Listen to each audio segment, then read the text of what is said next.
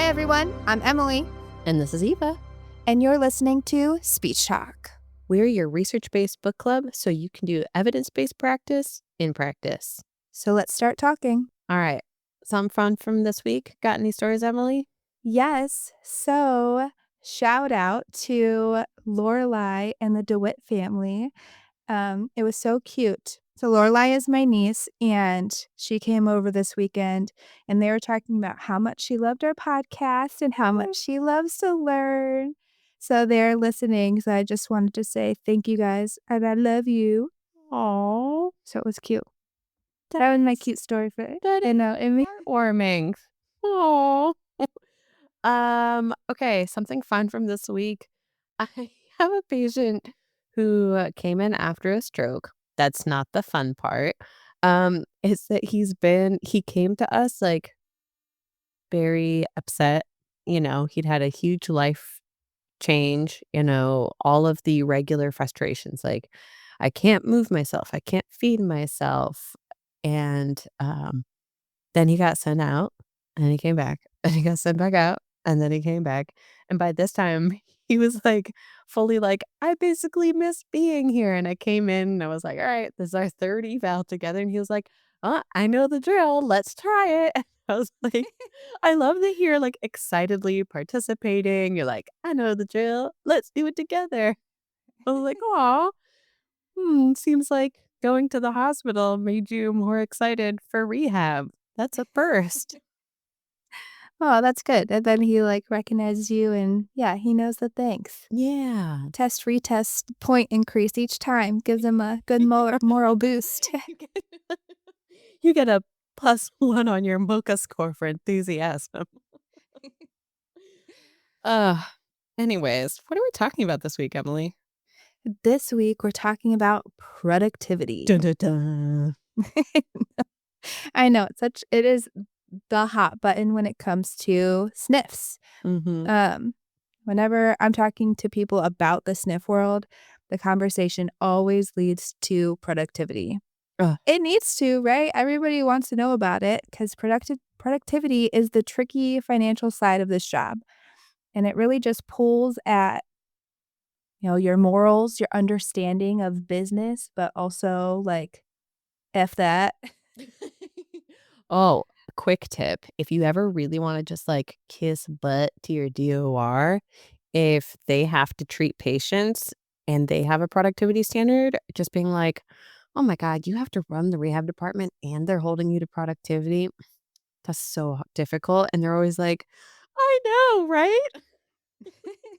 So use that in your next job interview.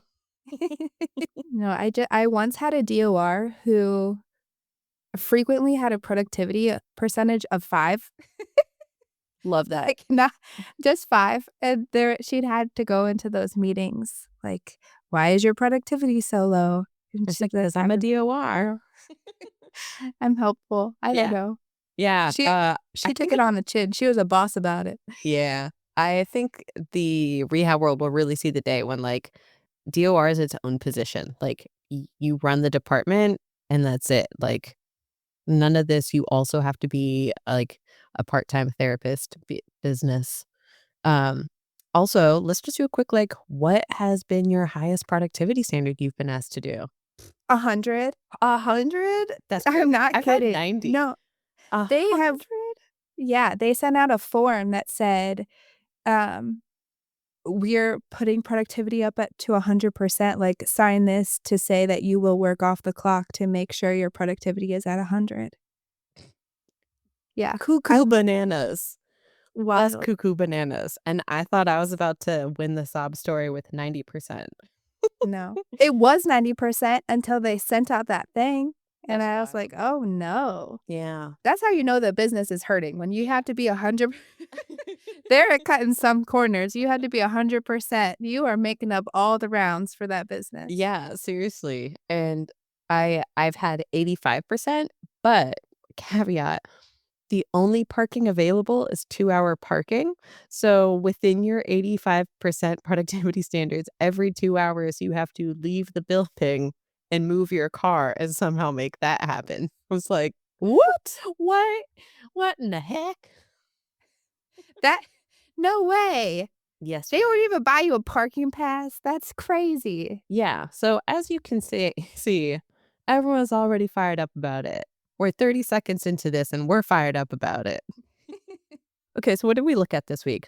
Our research is a little different today. Instead of a research article, we are looking at a dissertation thesis paper. It's titled The Correlation Between Productivity Requirements and Moral Distress in Allied Healthcare Providers Working in Skilled Nursing Facilities, written by Akyko West. And I do love that it's emphasized on skilled nursing facilities because I'm not I don't know, I've not worked in a hospital or anywhere else, but I do think we have the reputation for having to grind it out the most. I wanted to quickly say how much I just love the opening statements in this paper. Um, I did have to pay for this paper, and I got special permission from Akyko to use this paper for our article this week. Um, and I just felt so seen as a rehabilitation therapist. This is one paper, I'd really just tell everyone to read because there's so many good quotes. I was tempted to just read her paper on this podcast. We'll do a separate ASMR episode where we slowly and melodically read her thesis. Technically, just small caveat, this does mean it's one of our least rigorous studies because it's, not in a peer-reviewed journal. It's a thesis paper. She did do really good work and it's an important topic, but we wanted to address that. Yeah. And we chose this paper partly because there really is not a lot of research out there on productivity and the standards and I think feelings and that's it attitudes is. towards it. Yeah, Yeah. definitely. So, future research. More Future research. research. So the research tried to answer if productivity causes moral and ethical distress for people working in SNFs. How they do this? They tried to see if there was a relationship between moral distress and organizational productivity for rehab therapists. So, amongst many papers, she cited one from some research from the American Occupational Therapy Association, which showed that productivity requirements were subjective and frankly unrealistic, stating that financial interests were outweighing the patient gains. I do want to jump in here because I read some of the things that were cited by the American Occupational Therapy Association, in particular, what they are looking at. To Emily's point about it pulling at your heartstrings and feeling seen, the kind of questions they were asking about, do you feel pressured and so on and so forth. I was like, oh, yeah. We'll get into some more of those details later. Her author also cited an article by Cutter and Polovoy in which therapists were being asked to perform at 85 or better and complete documentation off the clock. You've heard that apparently before, off the clock doc. Ugh, it makes me sick. Yeah. And I think part of why it makes us feel frustrated or all of the pent up intense feelings is because if you are weighing this moral dilemma, you can say, hey, look, I'm going to give my whole session time for my patient, but then that means I don't have time to document. So then I have to do that off the clock. But hey, that's my time. I should be getting paid for my time. On the other hand, if you spend a lot of time doing documentation during a session, if you have a 30-minute session, you're taking 5 minutes to write it and it takes you like 5 minutes to get to your patient's room. And sometimes you have to come back because they're, I don't know, getting changed. A different therapist is seeing them. All of a sudden, the actual therapy time seems to be dwindling so fast. Yeah. And that time is skilled too, right? Our documentation is skilled. We are writing to these insurance companies with skill to demonstrate the value of our services. The gains the patient is making. Yeah, the gains a patient is making. So to warrant or to say that we shouldn't be paid for that time that it takes to document or take that time away from the patient, which will limit their gains. It's cyclical. It's sick and cyclical. Oh, I like that. It's sick and cyclical.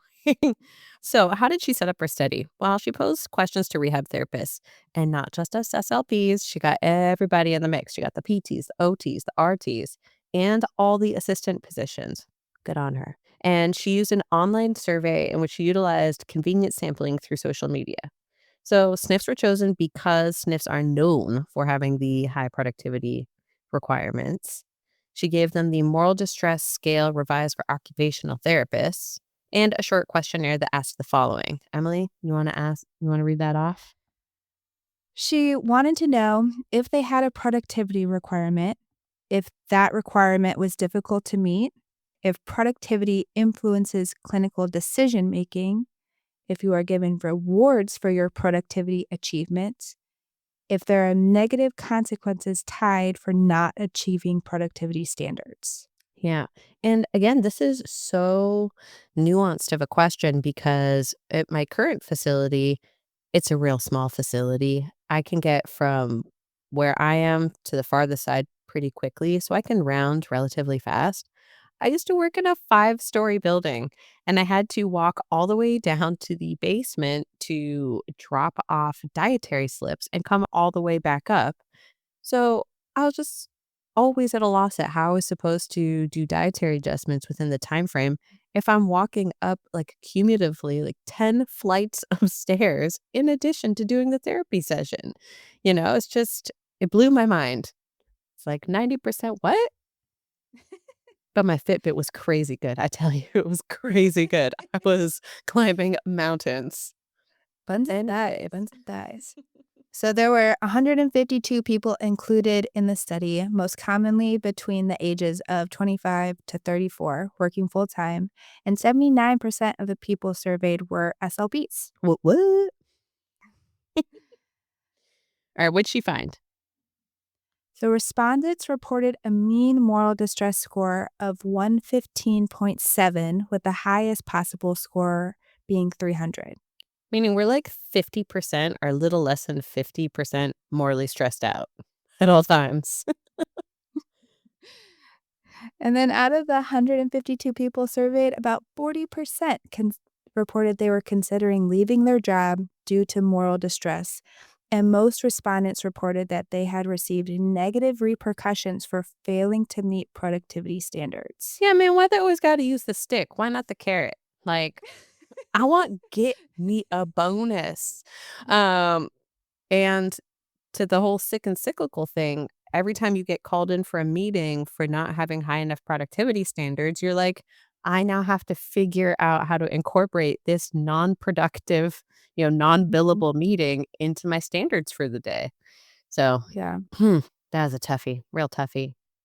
Yeah, and it is I only had one position in my whole time where productivity was given a bonus, like a benefit, if you Mhm. met those standards, and there was no negative consequences. If you didn't make it, you just didn't get that bonus, but everybody was, really working to get the bonus, and there was such a high morale among the people who worked there that it was something that people really tried to aim for. But their Okay. productivity was 60%, Oh, so it you was, can't like, make super 60%. low.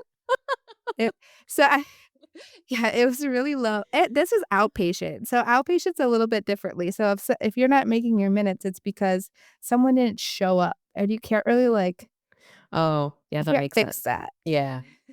Mm. Okay. Well, I do like that you got to work at a place that had the carrot instead of the stick. I always tell people positive reinforcement.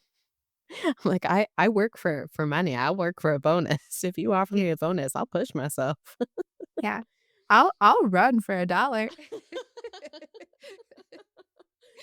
I'm gonna put that on a shirt. When the holidays start to feel a bit repetitive, reach for a Sprite Winter Spiced Cranberry and put your twist on tradition. A bold cranberry and winter spice flavor fusion, Sprite Winter Spiced Cranberry is a refreshing way to shake things up this sipping season. And only for a limited time. Sprite, obey your thirst. So yeah, it all sounds pretty sad. We're gonna look at some of the correlations in her findings now that we've unloaded a little bit about being 50% morally distressed. Oh, you know those like loading bars? I have one that's like loading like 50% moral distress. Yeah, but Anyways, you never wanna get 100%. yeah, no. It's like loading backwards. Yeah, we wanna we want it to unload. So Akiko looked at the correlation between the presence of productivity and moral distress. So is there a relationship? There's productivity, there's moral distress. Does it connect? And the answer was no. So by itself, having a productivity demand did not automatically mean that somebody was morally distressed. Like my 60% productivity. That's not morally distressing. That's actually pretty easy. Is reasonable. So then that moves us to the next question, which is there a relationship between productivity that's difficult to meet and moral distress? And the answer was definitely yes. Yes. Um, Yes. and I think we all know the pressure of that decision making where you're going, I have to meet my productivity standards. Um, I feel pressured to either, you know, figure out how to cut corners or be like, oh, I'm walking to the patient's room. Has their session started yet? You know? And Yep. unfortunately, that's where the high productivity standards start pushing your thinking. You start wondering, like, what can I include in a treatment session? Yeah. You're like having too good of a conversation with someone and you're like, oh, staring at your clock. Like, is this counting as problem solving anymore? Or am I just chit chatting at this point? The next one is there a correlation between productivity standards that influence clinical decision making and moral distress? So, do you feel like your productivity standards are forcing you to make different clinical decisions? And if so, is that causing you moral distress? And again, the answer was yes. People felt that their productivity standards influenced clinical decision making, and maybe they were not feeling good about those decisions, which led to the distress. Yeah. When I hear this one, I think about like maybe those skilled patients who are coming in who they're like, okay, you have to see them 5 times a week for X number of minutes. And they are just, beat. And their insurance Oh, yeah. company or your DOR is like, "This is how much you have to see them," and you're just like, "I don't want to force my patient to do this many because they Yeah. physically can't." Yeah, folks are coming in on, regular dialysis, chemo, those things, situations where they're really fatigued and they can only minimally participate. And you're like, Mhm. I don't really know what I can do with them if they're only able to tolerate like a 5-minute conversation. If you know realistically you have a shorter period of time with your patients and you have to build a plan of care around that, maybe you end up not doing as much like rehabilitation intervention. Instead, you're focusing more on education because you can tell them about their impairments or tell them about strategies more quickly than you can actually train them in strategies and reinforce those strategies. So, I think those are the types of situations in which we see our clinical decision making being influenced. The next one, is there a correlation between positive enforcement of meaning productivity? No. So, the people who were given that carrot did not have a correlation of extra meeting their productivity. So, I don't know what happened, but obviously the Maybe those bonuses Viva weren't were big not enough. included. They weren't good enough carrots. They were not chocolate covered, money dripping carrots. That sounds like a salad I would like.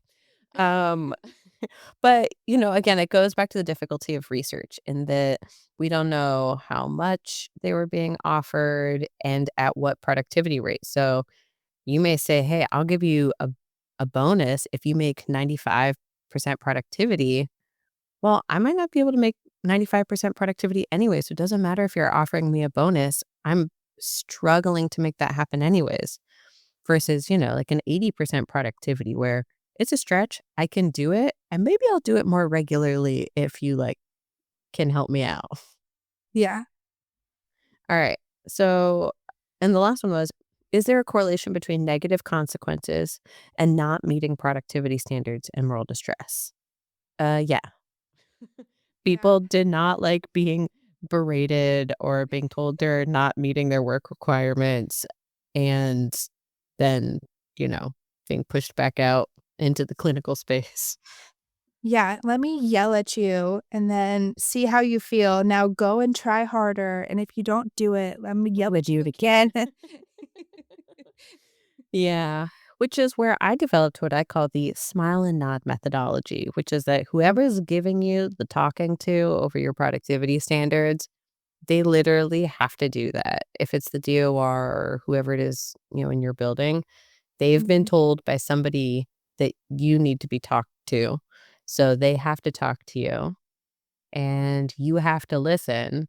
But they also know that likely nothing is going to change if they're trying to get you to do 95%, reliably. So I developed the smile and nod, which is that you smile, you say you understand, you nod, and you move on with your life, trying to do what you can and trying not to worry about it. Yeah. Yeah, that's the thing is, like, you can only do what you can do, and you are a person who deserves bathroom breaks and water, and they just don't account for that the Yeah. realisticness of a person working. And even So, your value in the building that is, like doesn't have to do with you needing very reasonable personal time, but like I make sure that as a part of the therapy department, I make myself available to nursing. They may be asking me about a patient who is not on my caseload, but I'm not going to put my hand in their face and say, "Excuse me, they're not skilled right now. You can't talk to me. This isn't a billable conversation," yeah. because that is how we get referrals. That is how we identify patients who may need therapy, right? Is by having that door open to communication. So, yeah, I had a 10-minute conversation with nursing about a patient that they're concerned about, or the diet slips are yet again, having an issue because people are writing in the wrong texture. I'm here to iron that out because it's important to the building. It's important to overall patient outcomes. No, it wasn't tied to a particular therapy plan. Sorry, still had to get done. And as I like to remind people, the space time continuum cannot be disrupted. I can only be in one place at one time. Yeah. Yeah, and that is while that's not, like, an important metric in, like, how our contract companies view productivity, I'm sure it's a super important metric to the buildings that we serve, that we are available and having these conversations with nursing and making our knowledge readily available for the people who need it, stop us or stop the facility from having potential lawsuits Yeah. because of the crazy things that can happen without us in the building. So, yeah, it might not be, like, directly billable and factor into our productivity, but damn it, we're important. So, how can we apply this research? What are we going to do with all this information slash event session? So, this is, as you can tell, a very tricky thing. I mean, we get it. We understand that the SNF is a private business and medical care tends to be for profit, and the corporate goal is to what? Make a profit. So that puts us in this sticky moral situation. They need us to be so productive so that they are making a profit, and we have obligations to our patients. So, how do we do that? How do we kind of ride this line between knowing that we need to be a part of an organization that is profitable and doing what's right by our patients? Well, just try. Just try it. Our Eva's smile and nod method. I mean, I will say I do try to be productive, but, very honestly, it is not my end goal. My goals are what I came up with my patients, and if I can get all of that and documentation done in 30 minutes, then awesome. If it takes me spending a little bit more time with that patient, then, that's what I have to do. Um, I do try and do point of care documentation, and I'll talk through my notes with my patient, like, "This is the goal that we worked on today. This is how you performed. Do you have any questions about that?" If I go to visit a patient and they're waiting for their briefs to be changed, I'm going to come back later. There is certainly a dignity factor in being asked to do your session while you're sitting in your own feces versus waiting to have been cleaned. And, making sure I'm going to talk to nursing and saying, hey, making sure this person's call light isn't getting ignored. Know you're busy CNAs. Just make sure you check out the room at the end of the hall so we can go back to our therapy session. That's important. You know, our patients are vulnerable to the care that is provided for them. I told Emily a long time ago, I had a real personal check in moment after my second baby because my call bell wasn't working. And I was like, I don't know when the next time I'm going to get changed is. I don't like sitting in a brief full of my own pee. So I'm either going to pee myself and wait, or I'm going to make a risky decision to walk to the bathroom. And having that moment of realizing like I am completely dependent on other people's care was just, it really brought me back to the position our patients are in. Back to productivity. So, my building happens to be pretty cool because they already know I'm not going to meet, like, the facility standard of what our productivity is. I'm the only evaluating therapist working full-time, so my productivity is always lower than everybody else's. So, it's my job to do the quarterlies.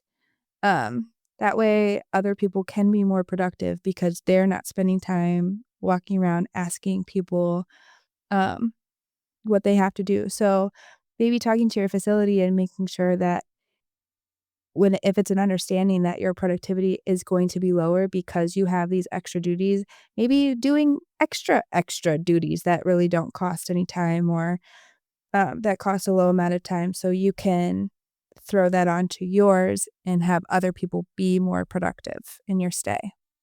Yeah, it sounds like what you're saying is if you kind of understand how everybody else's productivity is determined, if you're taking on responsibilities that improve other folks' productivities, maybe it's worth pointing that out to your DOR or whoever's responsible for your productivity and saying, hey, can we maybe make an adjustment because of how I'm contributing to the team? Also, I'm fairly lucky. I said, Eva, you are kind of in the same boat that your whole building is like a 2-minute walk. My whole building is one single hallway. So for me, it's a little bit easier to meet a higher productivity because to get from one end to the building to the other, it takes no time. Yeah. And then another thing I briefly touched on in terms of meeting productivity standards is we're a part of a team. If you go in and nursing is changing somebody, you got to come back. If OT is doing their eval, you got to come back. And so recognizing that a lot of times we have a very hard time actually getting to see our patient and we've burned a lot of time on the clock trying to get to them, maybe putting them on for like a little bit of a higher frequency so that those sessions where, um, it doesn't really amount to a whole lot clinically gets balanced out by more opportunities to try during the week. So I know if I only have somebody on for 3 days a week, and usually at least one of those sessions is pretty short because everybody else got to see that person. Um, then if I increase it to maybe 4 or 5 opportunities, then okay, if they miss one good session, they'll have some other ones during the week. Yeah, that'll give you an opportunity to be even do like shorter, more frequent Mm. sessions. Yeah. Shorter, more frequent. I don't know, I said that like a slogan, but whatever. Um, and really just know your worth in these types of situations, right? If you're being asked to provide a too high productivity, and I'm saying too high, you'll know it's too high if you feel overwhelmed by that ask. If your building is 10 stories high and they want you to be 90%, it ain't happening. If you have a itty bitty building like me and Eva, and it takes you 2 minutes to walk the whole building and everybody comes down to therapy and there you have your aides who hand deliver them, probably possible to get up, higher to 80%, 80, 85% even. But if it's anything where you're feeling like, "I just don't think I can do this, this is stressful," quit, girl, quit. No, there's no reason to be in a place where they're not going to respect your needs as a clinician, as a person. Everybody needs to have that flexibility and grace and understanding, and I get it. It's a business. We understand, but you can only take as much as you can take, and if Yeah. they hit your wall, then you're done. You're out. Goodbye. Yeah, and I think, to what this overall research has pointed out is that you are not alone and feeling freaked out Yeah. or feeling stressed. Apparently a lot of us are. So just remember that you are valuable to the companies that you work for, and they're pushing you because they need you to do a lot of work. But you can also define that work. Use your clinical knowledge and your ethics standards to support how you determine plan of care and stick to what you say. If they're trying to push you to pick up patients who you don't, feel are right for therapy, they're like, oh, I evaluated them. And you know what? They're just not stimulable for therapy. I don't think this is appropriate. Moving on, learning to have your clinical knowledge work for you to help define your caseload is a super important tool in your tool belt. And on that, I have learned a lot from Emily. Emily is the queen of organizing patients and schedules. It's truly incredible. For example, I didn't know about frequency ranges or how to use number of sessions over a period of time. So if I have a patient who is going to be going in for dialysis or chemo or has a lot of upcoming appointments, I'll put them on for X number of times over 4 weeks instead of X number of times per week. That way, I don't have to see them until those intensive sessions are over and they're still on therapy caseload. So I'm using that kind of overall picture of what their care with us is going to look like, using it to guide my frequencies, and then I can see them when they're feeling better and they're feeling more up to therapy. I love that you always come back, Eva, and say how much you learned from me, because I always learn so much from you. You're my mentor. One issue with the research is that she didn't highlight a sweet spot in productivity. She didn't say people with 70% or 60% felt less moral distress. People with 90% felt a lot. So if you're out there doing research, we're hoping that slowly we're accumulating PhD student listeners. Try and figure that out, see what people are reporting as an achievable productivity standard where, yes, maybe they feel like they have to work hard. There's nothing wrong with feeling like you're working hard, but it's not creating for them a sense of moral distress. That shouldn't be a feeling at work, you know? And that, yeah, you shouldn't be feeling like you're picking your client's goals over, you know, not being yelled at. Yeah, that does suck. And we definitely have this systematic problem that all of our medical things in the US are based in profit.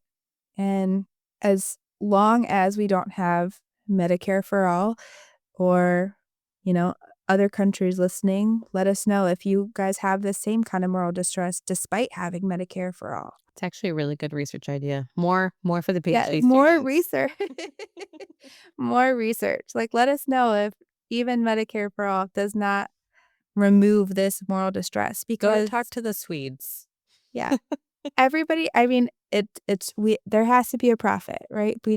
Things are not happening unless money is being made somewhere or money is being made back or profit is found with, improving long-term goals overall, like improving health outcomes. Whatever the, the positive outcome is, there always has to be one. But we're stuck being pushed to pick up people who maybe don't need therapy or people getting cut off from therapy because it can't be covered or feeling like your productivity is impacting the quality of services you're providing.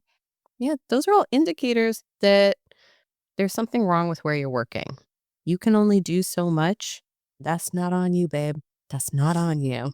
Was he saying Goodwill Hunting? It's not your fault. It's not your fault. Wait, not Eva with the pop culture reference. No. Okay, my pop culture reference is from the 90s. So I think we ranted. I think we raved. I think we got at the heart of why people don't like feeling caught in the middle. Yeah, a little bit off topic at times, but with the general consensus that productivity is hard and you are worth more than that percentage. That's a wrap. Now go argue about this on Twitter like true professionals. Yes. You've been listening to Speech Talk. Thank you, everyone, for coming to listen to our research book club. Until next time, keep learning and leading with research. If you like this episode and you want to give us some love, please rate us on your favorite podcasting app. Leave a review and tell the world, because as podcasters, our love language is in positive affirmations.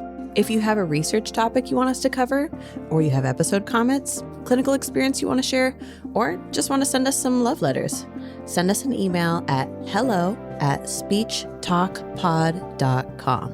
If you want even more Speech Talk content, check out our website at speechtalkpod.com, where you can find all of our resources we made for you, copies of articles covered, and Eva's blog following these topics and more. We're your hosts, Eva Johnson and Emily Brady. Our editor and engineer is Andrew Sims. Our music is by Omar Ben-Zvi. Our executive producers are Aaron Corney, Rob Goldman, and Shanti Brook. To learn about Speech Talk's program disclaimer and ethics policy, verification and licensing terms, and HIPAA release terms, you can go to speechtalkpod.com/disclaimers. Speech Talk is a proud member of the Human Content Podcast Network.